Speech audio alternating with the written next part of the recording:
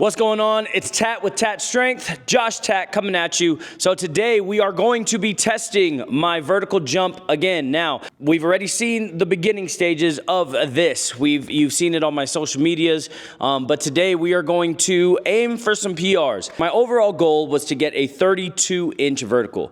Am I expecting that today? Truthfully, no. I am just trying to aim for some PRs. In a sense, I would love to see if I could hit a 30-inch vert, but I'm not aiming to hit the big home run just yet. We're gonna do 3 different types of tests today. I'm gonna get some general VALD data, but I'm gonna be looking at the centimeters that I jump on there with my hands on hips, and I'm gonna be hoping for a net positive increase. In regards to my best number so far on the force decks, see, my best number so far on the force decks is 44.6 centimeters for the hands on hip counter movement jump. So we're gonna aim to at least beat that. I would love to go up maybe by 2 centimeters. Now, mind you, that is the hands on hip counter movement jump. It's not a traditional vertical jump. Now, in regards to the vertical jump, so far, my best has been 29.5 within this cycle, within me being of this weight of this training period, so on and so forth. So 29.5 is the number that I'm aiming to beat.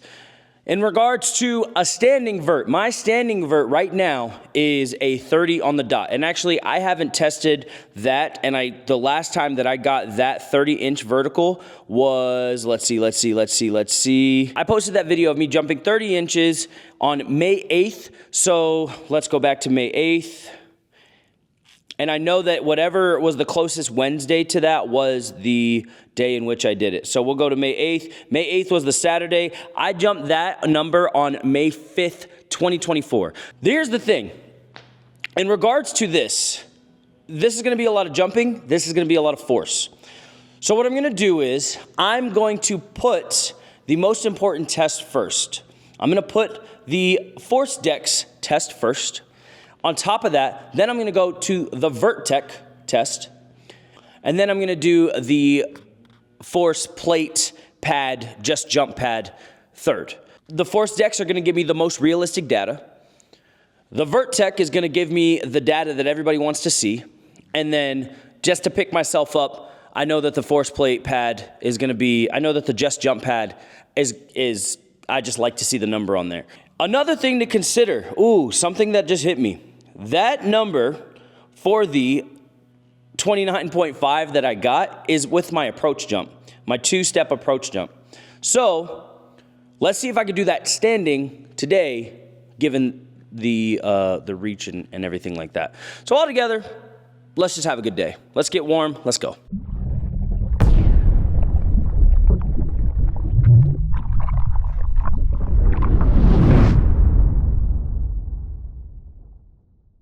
So what I'm gonna start doing with a lot of my videos is I'm gonna do a little bit more of some voiceover content.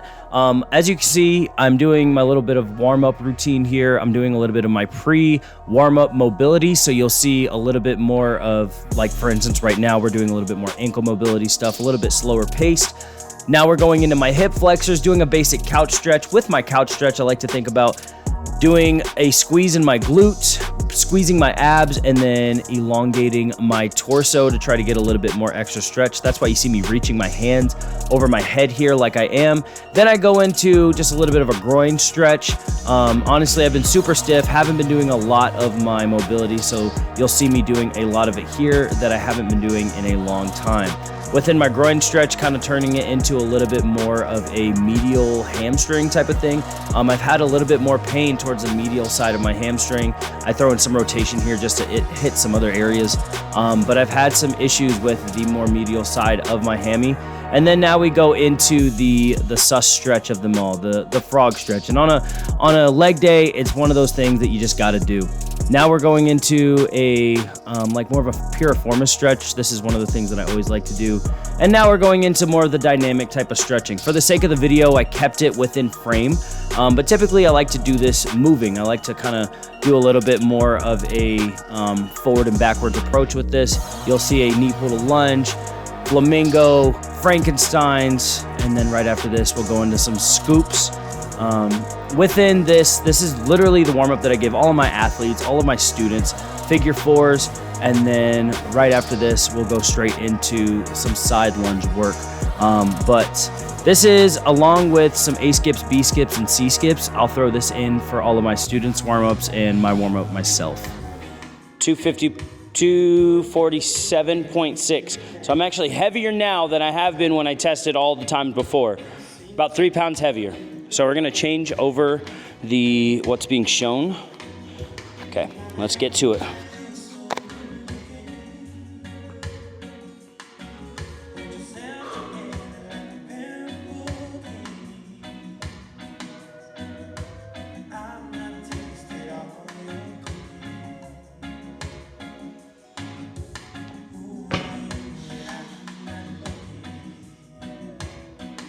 All right, 43.1.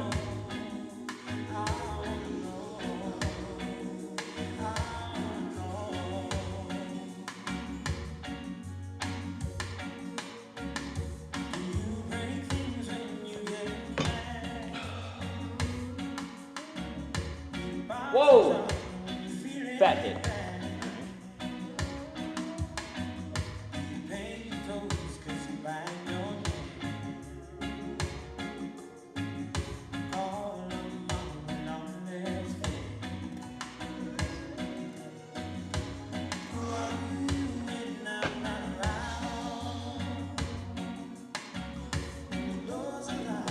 .0, that's a PR.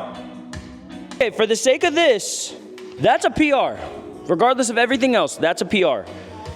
I'm happy with that. Let's go, let's move on. Now I'm gonna do some other tests that are just testing my RSI, my reactive strength index, and I'm just gonna do some of those. But like I said, for the sake of this, super stoked.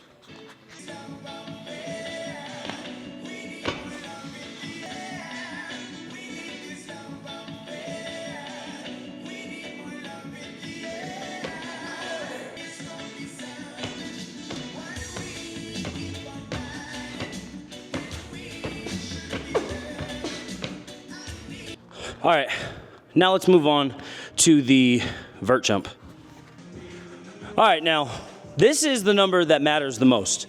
I can show you all the data on the VALD units. I can show you all the data I want. But this is the data that's gonna matter.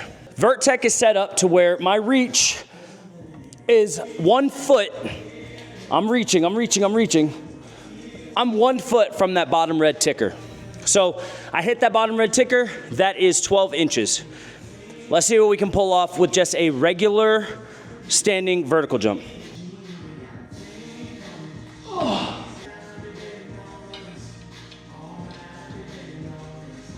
So for counting the red tickers, I got 12, 18, 24, and then each blue ticker is 1 inch. So 24, 25, 26, 27, and then the white is a 0.5, so 27.5 inches so far. The way that this test works is you get 2 times. If your second beats your first, you get a third. Oh. So that last one, again, 24, 25, 26, 27, 28, 29, 29 inches. That red ticker right there is 30. So here we go. Come on. Come on. I kind of want to hit some smelling salts.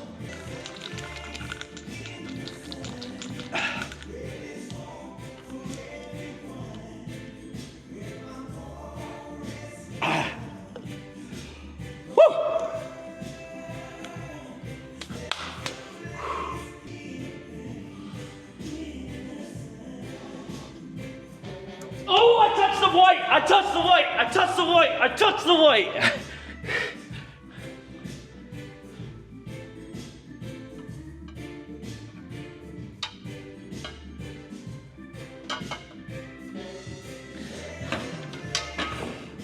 I promise I'm not cheating. I touched the white.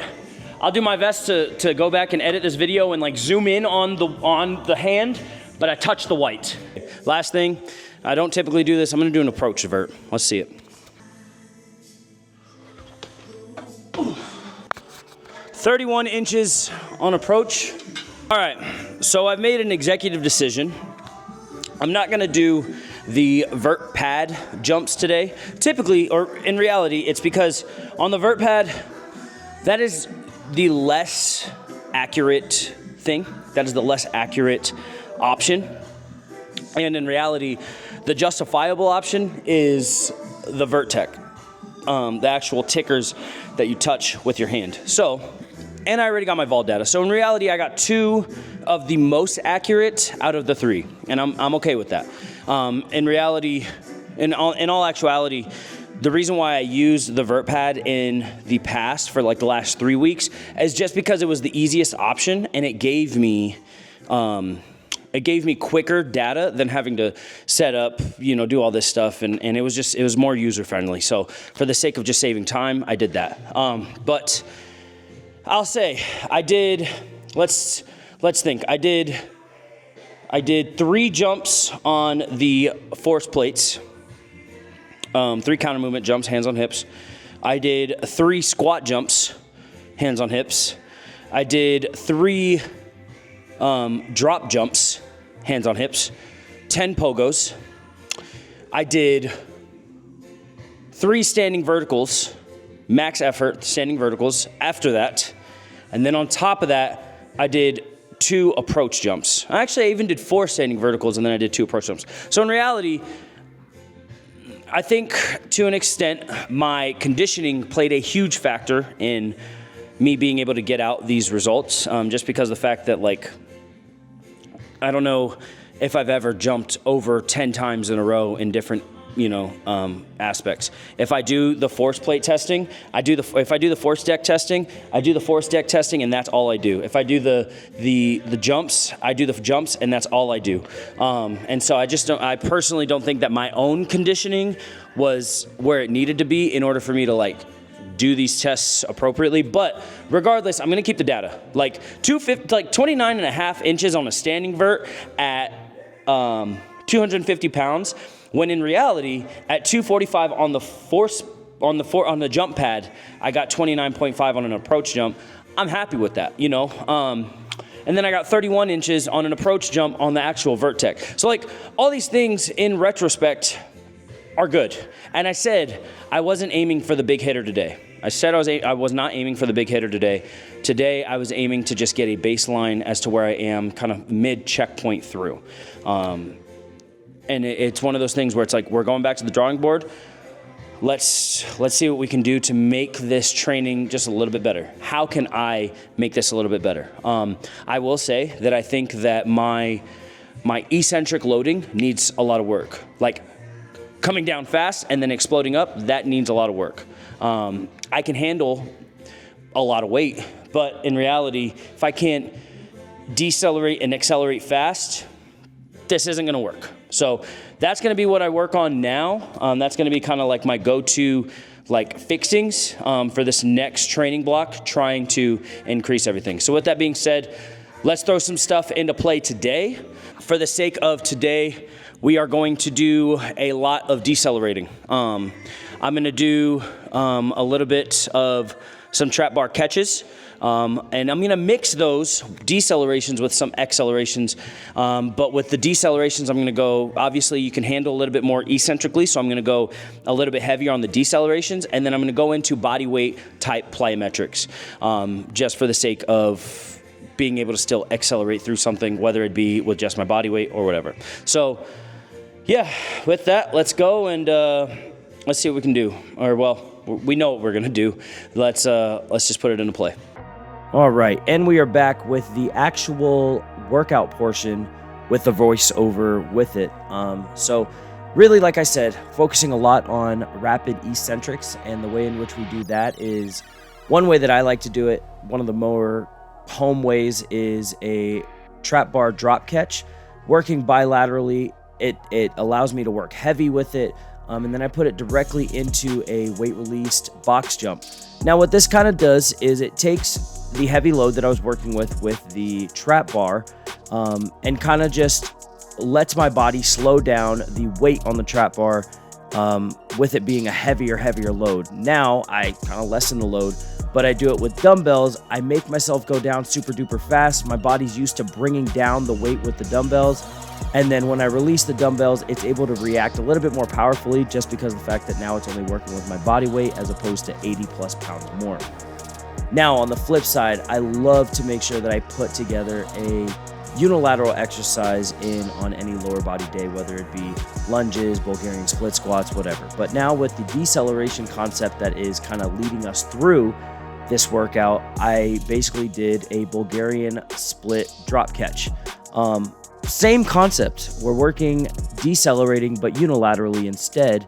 And then immediately after going into something that is basically just a concentric dominant movement with a Mario jump, one of my favorite movements to do just to work on unilateral power, holding a med ball just to add a little bit of extra resistance.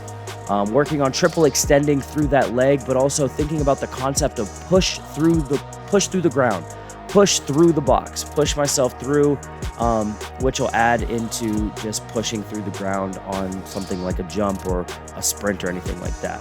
And last but not least, I did some post-chain work. Post-chain work for me is something that always ends the workout of a lower body day. And again, working eccentrically. Now, let's consider the fact, let's say I'm running at a hoop and I'm running full speed and I gotta stop myself to jump. Typically, this is somewhat of a position that I might be in, and I'm gonna have to put a little bit more tension on the hamstring to slow myself down. And so with that being said, we're able to work eccentrically and fast with something like this. Thank you guys for watching. I'll see you next time.